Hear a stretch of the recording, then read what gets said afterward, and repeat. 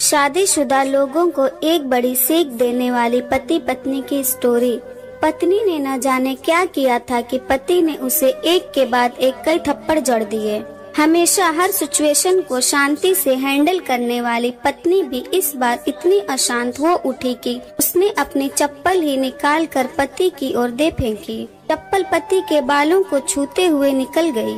ये किस्सा यहीं पर खत्म हो सकता था, मगर पति ने इसे अपनी मर्दानगी का विषय बना लिया और बात बद से बदतर होती चली गई। रिश्तेदारों ने भी आग में घी का काम किया। किसी ने कहा जो औरत अपने पति को चप्पल से मार सकती है वो ना ही तो वफादार हो सकती है और ना ही पतिव्रता।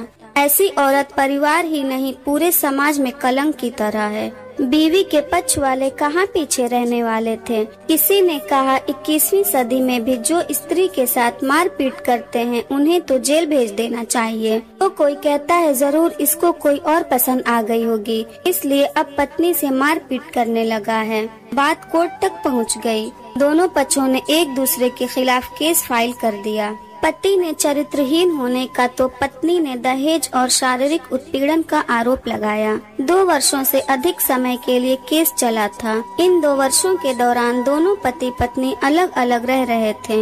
इन 2 वर्षों के दौरान दोनों पक्षों के समर्थकों की संख्या कम हो गई थी। पहले जहां दोनों पक्षों में समर्थकों का समूह होता था, अब गिने चुने लोग ही रह गए थे। पति और पत्नी दोनों की आर्थिक स्थिति भी इस समय के दौरान नीचे गिर चुकी थी। जिन्हें वो अपना शुभ चिंतक समझ रहे थे, पैसों की बात आते ही उन्होंने भी अपना पलड़ा झाड़ लिया था। अगर कोई देने को राजी भी हुआ तो मोटे ब्याज की शर्त पर। आखिरकार वही हुआ जो सब चाहते थे, डाइवोर्स। हर कोई खुश था, दोनों पक्षों के रिश्तेदार, उनके माता पिता और दोनों के वकील। लेकिन 5 साल की सुखद शादी और एक सुंदर बेटी होने के बाद मिले इस डाइवोर्स से पत्नी मूक थी और पति शांत। शायद ये एक इत्तेफाक ही था कि इस खुशी को मानने के लिए दोनों पक्ष के लोग एक ही चाय की टपरी पर बैठे, आमने सामने।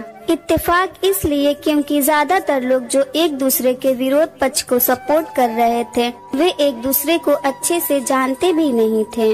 पति पत्नी भी इन सभी से दूर एक दूसरे के सामने मेज पर बैठे। पत्नी ने पति से कहा, अब तो खुश हो गए ना, तुम्हारे मन की जो हुई है मुबारक हो। तुम भी तो आज जीत गई हो, मुझसे तलाक तो तुम्हें भी मिल गया है। कॉन्ग्रेचुलेशन टू यू टू, पति ने कहा। तलाक को तुम जीत का प्रतीक समझते हो? पत्नी ने पूछा। पति चुप रहा। थोड़ी देर की शांति के बाद पति ने कहा, मुझे तुम्हें 5 लाख रुपए अभी और हर महीने 8,000 रुपए देने का आदेश है।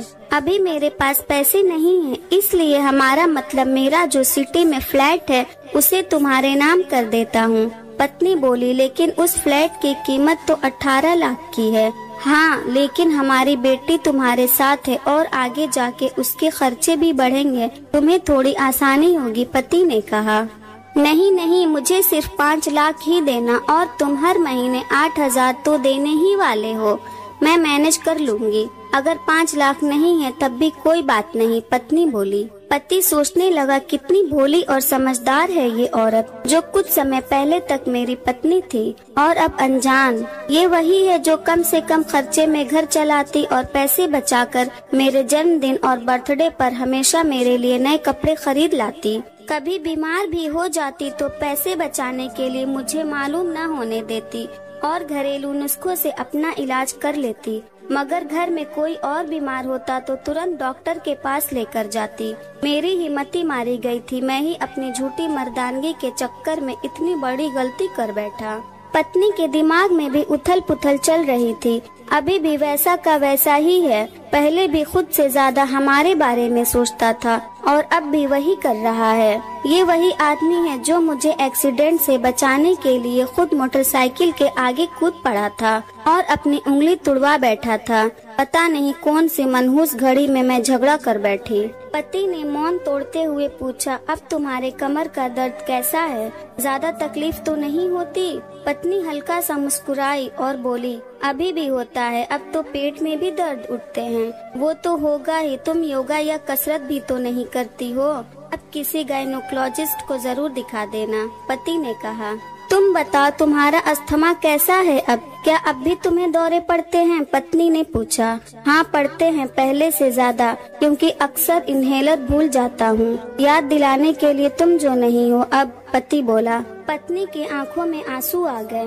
वो बोली, तुम्हें मेरे चरित्र पर सवाल नहीं उठाने चाहिए थे, तो ये परिस्थिति आती ही नहीं। हाँ मैं जानता हूँ तुम बहुत अच्छी हो, मुझसे गलती हो गई, बहुत बड़ी गलती। मैं लोगों के बहकावे में आ गया था, पति बोला। तुमने भी तो मुझ पर दहेज का इल्जाम लगाया था, वो बोला। गलत था और इस बात का मुझे भी पछतावा हुआ, पत्नी ने कहा। पति कुछ कहना चाह रहा था लेकिन हिचकिचा रहा था। पत्नी ने पूछा, कुछ कहना चाहते हो? वो बोला, क्या सब पहले जैसा नहीं हो सकता? क्या मतलब? पत्नी बोली, मतलब कि हम फिर से पहले की तरह पति पत्नी बनकर सच्चे दोस्त बनकर नहीं रह सकते? पति बोला। पर ये डाइवोर्स के पेपर दिखाते हुए पत्नी ने कहा। फाड़ देते हैं, पति ने अपने पास रखे डाइवोर्स के पेपर फाड़ते हुए कहा। पत्नी ने भी अपने पास रखे पेपर फाड़ दिए। सभी हैरान थे, वकील, रिश्तेदार और माँ बाप। पति पत्नी दोनों एक दूसरे के हाथ में हाथ पकड़े अपने घर की तरफ चले गए। दोस्तों, ये कहानी उन हर पति पत्नी के लिए बड़ी सीख है जो छोटी छोटी बातों पर लड़ते हैं और इन झगड़ों को बड़ा बना के अलग होने का डिसीजन लेते हैं। प्यार और झगड़ा तो एक सिक्के के दो पहलुओं की तरह है, दोनों को स्वीकार करना होगा, तभी ये पवित्र रिश्ता उसकी मंजिल तक पहुंच पाएगा। दोस्तों,